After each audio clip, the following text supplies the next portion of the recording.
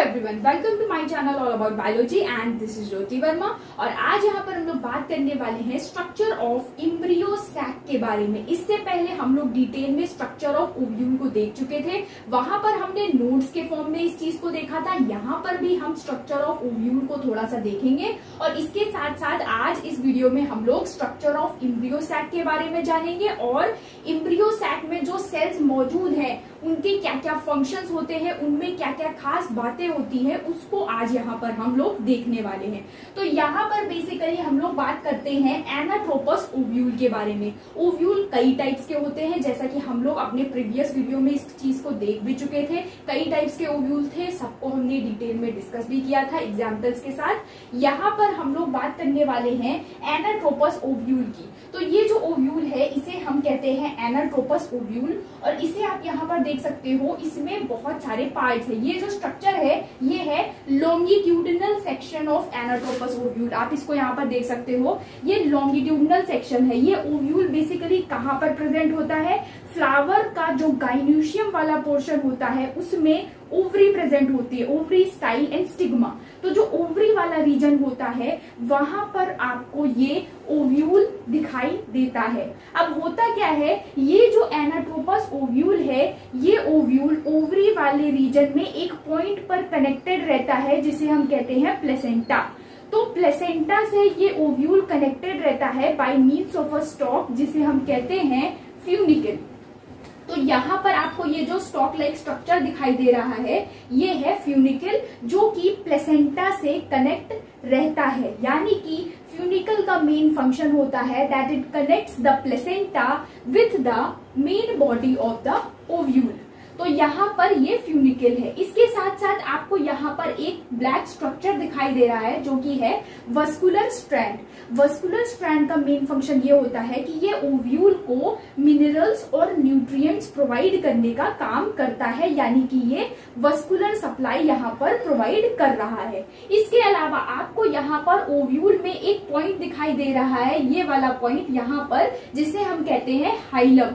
Hilum basically वो point है जहां से जो फ्यूनिकल है वो ओव्यूल की मेन बॉडी से अटैच्ड रहता है। तो ये बेसिकली पॉइंट है हाइलम। इसके बाद एनाट्रोपस ओव्यूल के केस में आपको एक और एक्सटेंशन दिखाई देता है जिसे हम कहते हैं रैफ। तो यहाँ पर क्या है, ये जो फ्यूनिकल है यानी कि ये जो स्टॉक लाइक स्ट्रक्चर है यही आगे एक्सटेंड होकर ओव्यूल की मेन बॉडी से फ्यूज हो जाता है और इस स्ट्रक्चर को हम कहते हैं रैफ। तो ये आपको ये जो स्ट्रक्चर यहाँ पर दिखाई दे रहा है ये है रैफ और ये जो पूरा स्ट्रक्चर है ये ओव्यूल की मेन बॉडी है। तो यहाँ पर ओव्यूल की मेन बॉडी से जो फ्यूनिकल का एक्सटेंशन यहाँ पर फ्यूज हो गया है उसको हम कहते हैं रैफ।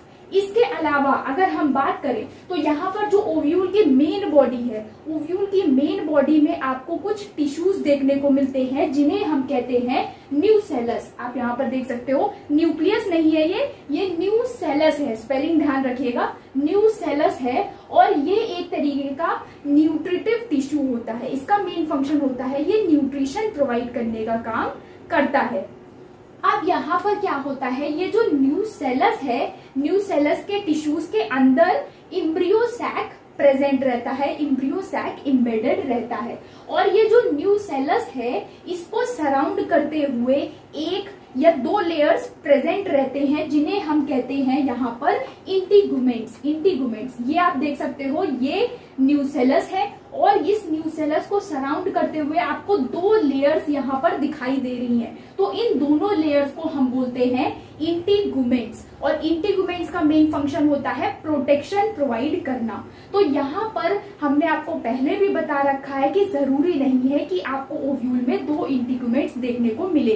कहीं कहीं पर एक इंटीगुमेंट प्रेजेंट होता है तो वहां पर यूनिटेगमिक कंडीशन होती है, कहीं कहीं पर दो इंटीगुमेंट्स प्रेजेंट होते हैं वहां पर बाइटेगमिक कंडीशन होती है और कहीं कहीं पर इंटीगुमेंट्स एब्सेंट भी होते हैं जिसे हम एटेगमिक कंडीशन के नाम से जानते हैं। तो यहाँ पर ये जो एनाट्रोपस एनाट्रोपस ओव्यूल है क्योंकि इसमें आपको 2 इंटीग्यूमेंट्स दिखाई दे रहे हैं, इसलिए आपको यहाँ पर इस ओव्यूल में बाइटेगमिक कंडीशन देखने को मिल रही है। इसके साथ साथ यहाँ पर जो न्यूसेलस है, न्यूसेलस को सराउंड कर रहा है यहाँ पर इंटीग्यूमेंट, लेकिन पूरी तरीके से नहीं कर रहा। एक पॉइंट ऐसा भी है जहां पर इंटीग्यूमेंट न्यूसेलस वाले रीजन को सराउंड नहीं कर रहे हैं और एक पोर लाइक स्ट्रक्चर बन रहा है। इस स्ट्रक्चर को हम कहते हैं माइक्रोपाइल। ठीक है, तो ऐसा पॉइंट जहां पर न्यूसेलस को इंटीग्यूमेंट्स सराउंड नहीं करते हैं, वहां पर एक पोर लाइक स्ट्रक्चर बन जाता है जिसे हम कहते हैं माइक्रोपाइल।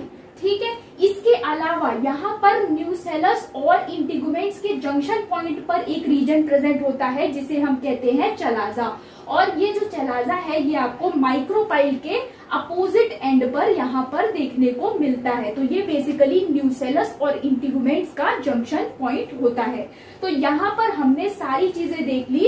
एनाट्रोपस ओव्यूल के केस में आपको कौन कौन सी चीजें देखने को मिलती है उसको यहाँ पर हमने देख लिया, और इस चीज को भी हम लोग डिस्कस कर चुके थे कि जो हमारा ओव्यूल है, ovule is equivalent to a megasporangium. ये भी पूछा जाता है, ये आपको मालूम होना चाहिए। इसके साथ साथ इस न्यूसेलस में जो स्ट्रक्चर इम्बेडेड है वो है इम्ब्रियोसैक। अब हम लोग अपने मेन टॉपिक पर आते हैं जो कि है स्ट्रक्चर ऑफ इम्ब्रियोसैक। इम्ब्रियोसैक को हम लोग फीमेल गैमेटोफाइट के नाम से भी जानते हैं। अगर हम एंजियोस्पर्म्स की बात करें तो यहाँ पर जो हमारा इम्ब्रियोसैक है ये फीमेल गैमेटोफाइट के इक्विवेलेंट रहता है। तो यहाँ पर अगर हम बात करें इस इम्ब्रियोसैक की, तो इस इम्ब्रियोसैक में आपको क्या क्या चीजें देखने को मिलती हैं, अब इसको हम यहाँ पर देखने वाले हैं। लेकिन इम्ब्रियोसैक के भी कई टाइप्स होते हैं जिनको हम अपने आगे वाले वीडियो में डिस्कस करेंगे। यहाँ पर आप ये जो इम्ब्रियोसैक देख रहे हो ये मोस्ट कॉमन टाइप ऑफ इम्ब्रियोसैक है, यानी कि ये इम्ब्रियोसैक ज्यादातर प्लांट्स के केसेस में देखने को मिलता है और इसे हम बोलते हैं पॉलीगोनम टाइप इम्ब्रियोसैक। पॉलीगोनम टाइप इम्ब्रियोसैक इसे हम कहते हैं क्योंकि ये इम्ब्रियोसैक सबसे पहले डिस्कवर किया था स्ट्रासबर्गर ने पॉलीगोनम के केस में, तो इसलिए इसका नाम है पॉलीगोनम टाइप इम्ब्रियोसैक। सो यहाँ पर पॉलीगोनम टाइप इम्ब्रियोसैक में आपको जो कंडीशंस देखने को मिलती है वो है 7 सेल्ड 8 न्यूक्लिएट कंडीशन। ये हम आपको बहुत बार बता चुके हैं कि यहाँ पर आपको 7 सेल्ड और 8 न्यूक्लिएट कंडीशन दिखाई देती है। कैसे, वो भी यहाँ पर हम एक बार और रिपीट कर देते हैं। यहाँ पर ये जो इम्ब्रियोसैक है इसमें जो हमारा चैलाजल एंड होता है, यहाँ पर 2 पोल्स होते हैं। चैलाजा की तरफ जो पोल है, चैलाजा की तरफ जो एंड है उसे हम कहते हैं चैलाजल एंड, और माइक्रोपाइल की तरफ जो चीजें आ रही हैं वो है माइक्रोपाइलर एंड। तो इम्ब्रियोसैक में जो स्ट्रक्चर्स, जो सेल्स चैलाजल एंड की तरफ प्रेजेंट है उन्हें हम कहते हैं एंटीपोडल सेल्स। यहाँ पर 3 सेल्स आपको चैलाजल एंड की तरफ दिखाई देती हैं जिन्हें हम कहते हैं एंटीपोडल सेल्स। अगर हम बात करें माइक्रोपाइलर एंड की, तो माइक्रोपाइलर एंड की तरफ आपको यहाँ पर 2 बड़े बड़े सेल्स दिखाई देते हैं जिन्हें हम कहते हैं सिनर्जिड सेल्स, और इसके साथ साथ आपको यहाँ पर एक एग सेल भी देखने को मिलता है। तो आपको यहाँ पर माइक्रोपाइलर एंड की तरफ सिनर्जिड्स और एग देखने को मिलता है, और इन सिनर्जिड्स और एग को टोटल मिलाकर हम बोलते हैं एग एपरेटस। तो एग एपरेटस में क्या क्या आता है, एग एपरेटस में आता है synergids and egg. So the egg apparatus includes synergids and egg. तो यहाँ पर अगर हम बात करें सेंटर की, तो सेंटर में आपको एक बड़ी सी सेल दिखाई देती है जिसे हम कहते हैं सेंट्रल सेल, और इस सेंट्रल सेल में भी आपको एक बड़ा सा वैक्यूल देखने को मिलता है। इसके साथ साथ यहाँ पर आपको देखने को मिलते हैं 2 पोलर न्यूक्लियाई। अगर आप रिकॉल करो इम्ब्रियोसैक के फॉर्मेशन वाले वीडियो को, जहां पर हमने आपको बताया था कि दोनों पोल्स पर 4-4 न्यूक्लियाई बन गए थे, उसके बाद क्या हो रहा था, एक एक न्यूक्लियाई दोनों पोल से माइग्रेट कर सेंटर की तरफ आ रहा था। तो यहाँ पर क्योंकि एक एक न्यूक्लियाई दोनों पोल से माइग्रेट कर सेंटर की तरफ आते हैं, इसलिए यहाँ पर ये दोनों जो न्यूक्लियाई है इन्हें हम पोलर न्यूक्लियाई के नाम से जानते हैं। तो बेसिकली यहाँ पर ये जो इम्ब्रियोसैक है ये 7 सेल्ड होता है। कैसे, आपको यहाँ पर 3 एंटीपोडल्स दिखाई दे रहे हैं, 1, 2, 3। इसके बाद आपको यहाँ पर 2 सिनर्जिड्स दिखाई दे रहे हैं, 4 और 5। एग दिखाई दे रहा है 6 और यहाँ पर आपको सेंट्रल सेल दिखाई दे रहा है 7। तो टोटल आपको यहाँ पर 7 सेल्स देखने को मिल रहे हैं। अगर हम न्यूक्लियाई को काउंट करें इस वक्त तो आपको यहाँ पर 1 2 3 4 5 6 और सेंटर में मौजूद 2 पोलर न्यूक्लियाई जोड़कर आपको यहाँ पर 8 न्यूक्लियाई दिखाई दे रही हैं। तो ये जो पॉलीगोनम टाइप एम्ब्रियो सैक होता है इसमें आपको 7 सेल्ड 8 न्यूक्लिएट कंडीशन देखने को मिलती है। अब यहाँ पर ये जो एम्ब्रियो सैक है इसके बारे में हमने देख लिया कि इसमें आपको कौन सी कंडीशन देखने को मिल रही है, 7 सेल्ड 8 न्यूक्लिएट। अब यहाँ पर जो इसमें सेल्स हैं उनके बारे में हम डिटेल में बात करते हैं। तो यहाँ पर आपको चैलेजल एंड की तरफ 3 सेल्स देखने को मिल रहे हैं जो कि है एंटीपोडल सेल्स। अब बात कर लेते हैं हम एंटीपोडल सेल्स की। तो यहाँ पर ये जो एंटीपोडल सेल्स हैं इनकी अगर हम बात करें तो इनका जो नंबर है ये वेरी करता है, क्योंकि हमने आपको पहले भी बताया कि ये जो एम्ब्रियो सैक है इसके कई टाइप्स होते हैं और यहाँ पर ये जो एम्ब्रियो सैक है ये है मोनोस्पोरिक टाइप का एम्ब्रियो सैक, जिसमें भी जो सब टाइप है वो है पॉलीगोनम टाइप एम्ब्रियो सैक। ठीक है, तो यहाँ पर इस केस में जो पॉलीगोनम टाइप एम्ब्रियो सैक है इसमें आपको 3 एंटीपोडल्स देखने को मिल रहे हैं, लेकिन जरूरी नहीं है कि आपको सारे एम्ब्रियो सैक में 3 ही एंटीपोडल देखने को मिले।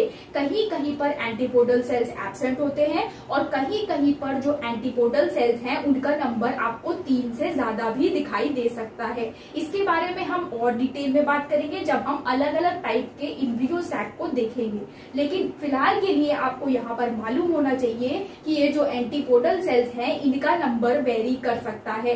अगर हम बात करें पॉलीगोनम टाइप एम्ब्रियो सैक की जो कि यहाँ पर बना हुआ है इसमें तो आपको 3 ही एंटीपोडल दिखाई देंगे, लेकिन अगर हम और किसी एम्ब्रियो सैक के टाइप की बात करते हैं तो वहां पर एंटीपोडल सेल का नंबर वेरी कर सकता है। इस बात का आपको ध्यान रखना है। इसके साथ साथ ये जो एंटीपोडल सेल्स है ये आपको एब्सेंट भी देखने को मिलते हैं, कहीं कहीं पर ये एब्सेंट होते हैं। अगर हम बात करें ऑर्डर निम्फियल्स के मेंबर्स में, जो ऑर्डर निम्फियल्स है उसके कुछ मेंबर्स में जो एंटीपोडल सेल्स हैं वो एब्सेंट पाए गए, और इसके साथ साथ जो फैमिली ओनाग्रेसी के मेंबर्स हैं वहां पर भी एंटीपोडल सेल्स एब्सेंट पाए गए हैं। इसके साथ साथ ये जो एंटीपोडल सेल्स होते हैं ये शॉर्ट लिव्ड होते हैं, यानी कि ये बहुत जल्दी डीजेनरेट हो जाते हैं। हालांकि इनके डीजेनरेट होने का टाइम कोई फिक्स नहीं रहता है, अलग अलग प्लांट्स में आपको अलग अलग वेरिएशंस देखने को मिलेंगे इस चीज को लेकर। इसके साथ साथ अगर हम बात करें एंटीपोडल सेल्स के फंक्शंस की तो इनके जो फंक्शंस हैं वो ये है स्टोरेज ऑफ रिजर्व्स। जो एंटीपोडल सेल्स हैं ये बहुत ज्यादा अमाउंट में स्टार्च, प्रोटीन जैसे रिजर्व्स को स्टोर करने का काम करते हैं ताकि डेवलपिंग एम्ब्रियो और डेवलपिंग इंडोस्पर्म तक ये चीजें पहुंचाई जा सके जब जरूरत होती है।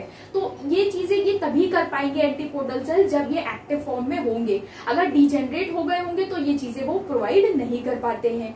तो और इसके साथ साथ इनका रोल ये भी रहता है ट्रांसफर ऑफ न्यूट्रिएंट्स। जो एंटीपोडल सेल्स है ये इंपॉर्टेंट न्यूट्रिएंट्स को सेंट्रल सेल तक पहुंचाने का काम करते हैं। इसके साथ साथ कुछ जगहों पर ये भी देखा गया है कि जो एंटीपोडल सेल्स हैं ये कुछ ग्रोथ रेगुलेटिंग सब्सटेंसेस को सेक्रेट करने का काम करते हैं जो कि इंडोस्पर्म की ग्रोथ को रेगुलेट करते हैं। तो कहीं कहीं पर ये चीज भी देखी गई है। तो मेनली एंटीपोडल सेल्स के ये फंक्शंस है storage of reserves, transfer of nutrients and secretary function.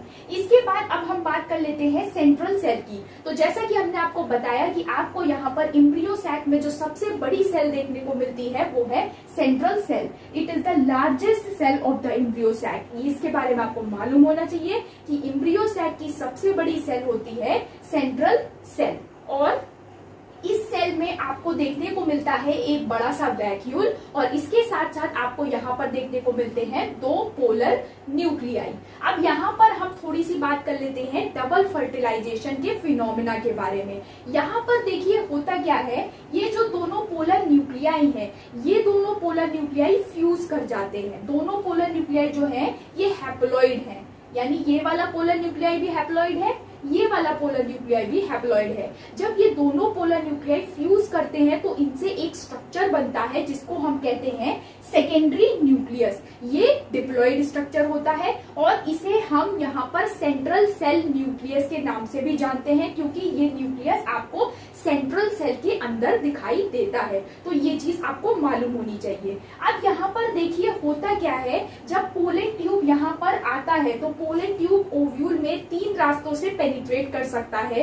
एक है माइक्रोपाइल, दूसरा है चेलाजा और तीसरा है इंटिगुमेंट्स या फिर फ्यूनिकुलस के थ्रू, जिसको हम आगे डिटेल में देखेंगे भी। और इनको हम कहते हैं पोरोगैमी, चेलाजोगैमी एंड मीजोगैमी। तो पोरोगैमी में बेसिकली क्या होता है, जब पोलन ट्यूब माइक्रोपाइल वाले एंड को पेनिट्रेट कर अंदर आता है तो उसे हम कहते हैं पोरोगैमी। जब पोलन ट्यूब चेलाजा वाले रीजन से अंदर आता है ओव्यूल के तो उसे हम कहते हैं चेलाजोगैमी। और जब पोलन ट्यूब इंटिगुमेंट्स या फिर फ्यूनिकुलस के थ्रू अंदर आता है ओव्यूल के अंदर तो उसे हम कहते हैं मीजोगैमी। यहाँ पर ज्यादातर प्लांट्स के केस में आपको पोरोगैमी की कंडीशन देखने को मिलती है, यानी कि उनमें जो पोलन ट्यूब है वो माइक्रोपाइल वाले रीजन से अंदर आता है। और उस पोलन ट्यूब में क्या होता है हम आपको पहले भी बता चुके हैं, उसमें 2 मेल गैमेट्स होते हैं जिन्हें हम स्पर्म सेल्स भी कह सकते हैं, और उसमें एक वेजिटेटिव न्यूक्लियस भी होता है। तो होता क्या है, जब पोलन ट्यूब यहाँ पर अंदर आकर पेनिट्रेट करता है ओव्यूल को, उसके बाद जो 2 मेल गैमेट्स या जो 2 स्पर्म सेल्स हैं उसमें से एक मेल गैमेट क्या करता है, इस डिप्लॉइड सेकेंडरी न्यूक्लियस से फ्यूज कर जाता है, जिसकी वजह से यहाँ पर एक स्ट्रक्चर बनता है जिसे हम कहते हैं प्राइमरी इंडोस्पर्म न्यूक्लियस, जो कि क्या होता है, ट्रिप्लॉइड नेचर का होता है। ऐसा क्यों? क्योंकि यहाँ पर जो हमारा सेकेंडरी न्यूक्लियस था वो कैसा था, डिप्लॉइड था। जब इससे एक मेल गैमेट फ्यूज करेगा, मेल गैमेट भी हैप्लॉइड है और ये जो सेकेंडरी न्यूक्लियस है ये डिप्लॉइड है, जब ये दोनों फ्यूज करेंगे तो एक ट्रिप्लॉइड स्ट्रक्चर बनेगा जिसे हम कहते हैं प्राइमरी इंडोस्पर्म न्यूक्लियस। और इस पूरे प्रोसेस को हम बोलते हैं ट्रिपल फ्यूजन, क्योंकि यहाँ पर बेसिकली 3 न्यूक्लियाई का इन्वॉल्वमेंट है इस फ्यूजन में। बेसिकली 3 न्यूक्लियाई कौन कौन से हैं, 2 पोलर न्यूक्लियाई और एक मेल गैमेट। 2 पोलर न्यूक्लियाई पहले ही फ्यूज कर चुके थे और उन्होंने एक डिप्लॉइड सेकेंडरी न्यूक्लियस या सेंट्रल सेल न्यूक्लियस बना दिया था, और इससे जब एक मेल गैमेट फ्यूज करता है तो उसको हम बोलते हैं ट्रिपल फ्यूजन। और यहाँ पर बनता है प्राइमरी इंडोस्पर्म न्यूक्लियस जो कि ट्रिप्लॉइड होता है। इसके बाद ये प्राइमरी इंडोस्पर्म न्यूक्लियस आगे चलकर एक इंडोस्पर्म बनाता है जो कि होता है ट्रिप्लॉइड नेचर का। इसके साथ साथ क्या होता है, जो दूसरा मेल गैमेट था पोलन ट्यूब में, हमने आपको बताया कि पोलन ट्यूब में 2 मेल गैमेट थे, तो एक मेल गैमेट तो यहाँ पर सेकेंडरी न्यूक्लियस से फ्यूज कर प्राइमरी इंडोस्पर्म न्यूक्लियस बनाता है, जिससे आगे चलकर इंडोस्पर्म बन जाता है। यहाँ पर जो दूसरा मेल गैमेट है वो एग से फ्यूज कर जाता है और इस प्रोसेस को हम बोलते हैं सिनगैमी, और यहाँ पर बनता है एक डिप्लॉइड स्ट्रक्चर जिसे हम कहते हैं जाइगोट, और ये जाइगोट आगे चलकर डेवलप हो जाता है एक इम्ब्रियो में जो कि एक डिप्लॉइड स्ट्रक्चर है। तो इस तरीके से क्या हुआ, जो पोलन ट्यूब था उसमें जो 2 मेल गैमेट्स थे उसमें से एक मेल गैमेट सेकेंडरी न्यूक्लियस से फ्यूज करता है, क्योंकि सेकेंडरी न्यूक्लियस एक डिप्लॉइड स्ट्रक्चर है और मेल गैमेट एक हैप्लॉइड स्ट्रक्चर है, तो दोनों जब फ्यूज करते हैं तो एक ट्रिप्लॉइड प्राइमरी इंडोस्पर्म न्यूक्लियस बनता है, जिससे आगे चलकर एक ट्रिप्लॉइड इंडोस्पर्म का फॉर्मेशन होता है, और इस फ्यूजन को हम कहते हैं ट्रिपल फ्यूजन। और जो दूसरा मेल गैमेट था जो कि हैप्लॉइड था वो यहाँ पर हैप्लॉइड एग से फ्यूज करता है जिसे हम कहते हैं सिनगैमी, और यहाँ पर एक डिप्लॉइड जाइगोट बनता है, वो आगे चलकर एक डिप्लॉइड इम्ब्रियो में डेवलप हो जाता है। तो इन दोनों इवेंट्स को मिलाकर हम बोलते हैं डबल फर्टिलाइजेशन। तो डबल फर्टिलाइजेशन में क्योंकि यहाँ पर 2 बार फ्यूजन के इवेंट्स हो रहे होते हैं, एक ट्रिपल फ्यूजन और दूसरा सिनगैमी, इसीलिए इस प्रोसेस को डबल फर्टिलाइजेशन कहा जाता है।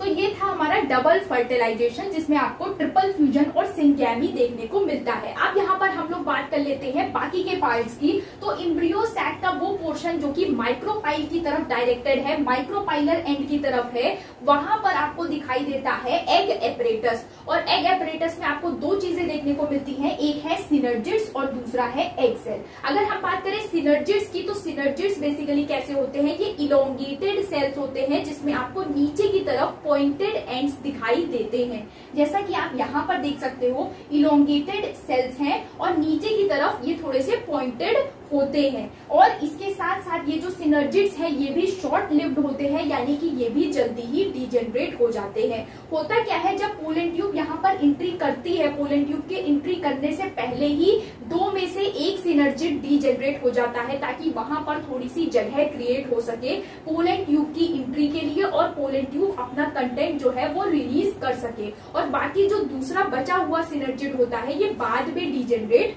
होता है। और इसके साथ साथ अगर हम बात करें सिनर्जिड्स की, तो सिनर्जिड्स में आपको कुछ फिंगर लाइक प्रोजेक्शंस भी दिखाई देते हैं, जिन्हें हम कहते हैं फिलीफॉर्म एपरेटस।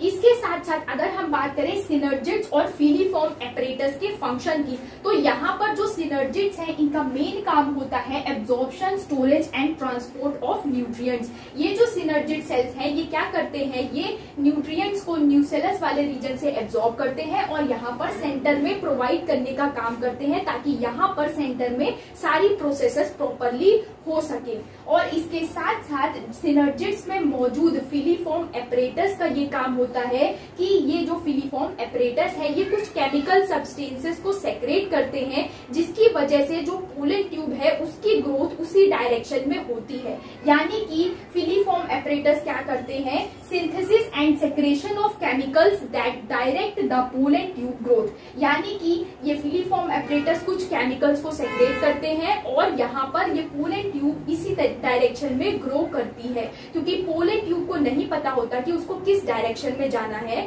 तो यहाँ पर फिलीफॉर्म एपरेटस के द्वारा सेक्रेट किए गए केमिकल्स और उनके द्वारा दी गई हुई सिग्नलिंग यहाँ पर एक गाइड का काम करती है और इसको डायरेक्शन देती है पोलन ट्यूब को कि भाई तुम इधर से एंट्री कर सकते हो। तो यहाँ पर सिनर्जिड्स के ये काम है। और इसके साथ साथ जो एक डीजेनरेटिंग सिनर्जिड है, सिनर्जिड जब डीजेनरेट हो रहा होता है तो वो बेसिकली पोलन ट्यूब को रास्ता प्रोवाइड करता है ताकि वो अपने कंटेंट्स को रिलीज कर सके। तो ये भी सिनर्जिड का एक इम्पोर्टेंट फंक्शन है। तो यहाँ पर आप देख सकते हो कि जो सिनर्जिड है ये यहाँ पर न्यूट्रिएंट्स भी प्रोवाइड कर रहा है, नरिशमेंट भी प्रोवाइड कर रहा है, और इसके साथ साथ इसका रोल आपको फर्टिलाइजेशन में भी देखने को मिल रहा है, क्योंकि यहाँ पर फिलीफॉर्म एपरेटस के द्वारा सेक्रेट किए गए केमिकल्स की वजह से पोलन ट्यूब जो है उसी डायरेक्शन में मूव करता है। और इसके साथ साथ जब सिनर्जिड्स डीजेनरेट होते हैं तो पोलन ट्यूब वहां पर आसानी से पहुंच सकता है उस एरिया में और अपने कंटेंट्स को रिलीज कर सकता है। तो इस तरीके से सिनर्जिड्स फर्टिलाइजेशन में भी रोल प्ले करते हैं और नरिशमेंट में भी रोल प्ले करते हैं। इसके साथ साथ अगर हम बात करें यहाँ पर, तो आपको सिनर्जिड्स और एग सेल में एक डेफिनेट पोलैरिटी दिखाई देती है, यानी कि इन सेल के कंटेंट्स में आपको कुछ चीजें माइक्रोपाइलर पोल की तरफ दिखाई देंगी और कुछ चीजें आपको चेलाजल पोल की तरफ दिखाई देंगी। देखिए यहाँ पर होता क्या है, सिनर्जिड्स की अगर हम बात करें तो सिनर्जिड्स के केस में इनका साइटोप्लाज्म और इनका न्यूक्लियस माइक्रोपाइलर एंड की तरफ डायरेक्टेड होता है। आप यहाँ पर देख सकते हो ये जो मैंने न्यूक्लियस बनाया है ये थोड़ा सा नीचे की तरफ बनाया हुआ है। तो इसमें सिनर्जिड्स में साइटोप्लाज्म और न्यूक्लियस माइक्रोपाइलर एंड की तरफ डायरेक्टेड रहता है, और जो इसके वैक्यूल्स होते हैं सिनर्जिड्स के ये चेलाजल एंड की तरफ डायरेक्टेड रहते हैं। ये जो रेड कलर से आप स्ट्रक्चर्स देख रहे हो ये वैक्यूल्स हैं। तो सिनर्जिड्स में क्या है, साइटोप्लाज्म और न्यूक्लियाई माइक्रोपाइलर एंड की तरफ और वैक्यूल्स चेलाजल एंड की तरफ होते हैं। तो ये एक तरीके की डेफिनेट पोलैरिटी शो कर रहा है, क्योंकि कुछ स्ट्रक्चर्स आपको एक पोल की तरफ दिखाई दे रहे हैं और कुछ स्ट्रक्चर्स आपको दूसरी पोल की तरफ दिखाई दे रहे हैं। इसी तरीके से एग सेल भी एक डेफिनेट पोलैरिटी शो करता है, लेकिन ये सिनर्जिड्स के कंपैरिजन में रिवर्स पोलैरिटी शो करता है। अगर हम बात करें एग सेल की, तो एग सेल के केस में क्या है, एग सेल के केस में साइटोप्लाज्म और न्यूक्लियस चेलाजल एंड की तरफ डायरेक्टेड रहता है, जबकि इसके केस में जो वैक्यूल्स हैं ये माइक्रोपाइलर एंड की तरफ डायरेक्टेड रहते हैं। तो बेसिकली आपको यहाँ पर एग के केस में रिवर्स पोलैरिटी दिखाई दे रही है सिनर्जिड के कंपैरिजन में। अगर आप देखें तो सिनर्जिड्स में क्या था, सिनर्जिड्स में जो चेलाजल एंड था उसकी तरफ वैक्यूल्स थे और जो माइक्रोपाइलर एंड था उसकी तरफ साइटोप्लाज्म और न्यूक्लियस था, जबकि एग के केस में जस्ट इसका उल्टा है। एग के केस में जो साइटोप्लाज्म और जो न्यूक्लियस है वो चेलाजल एंड की तरफ है और जो वैक्यूल होता है वो माइक्रोपाइलर एंड की तरफ होता है। तो इस तरीके से आपको यहाँ पर सिनर्जिड्स और एग के केस में पोलैरिटी दिखाई देती है। तो ये बेसिकली था स्ट्रक्चर ऑफ एम्ब्रियो सैक, और यहाँ पर हम हमने डिटेल में सारी चीजें देखी, स्ट्रक्चर ऑफ ओव्यूल को देखा, सारे स्ट्रक्चर्स को देखा और उनके फंक्शंस को भी यहाँ पर हमने देखा। सो आपको ये वीडियो कैसा लगा हमें कमेंट सेक्शन में जरूर बताइएगा। आज के लिए इतना ही। Thank you so much.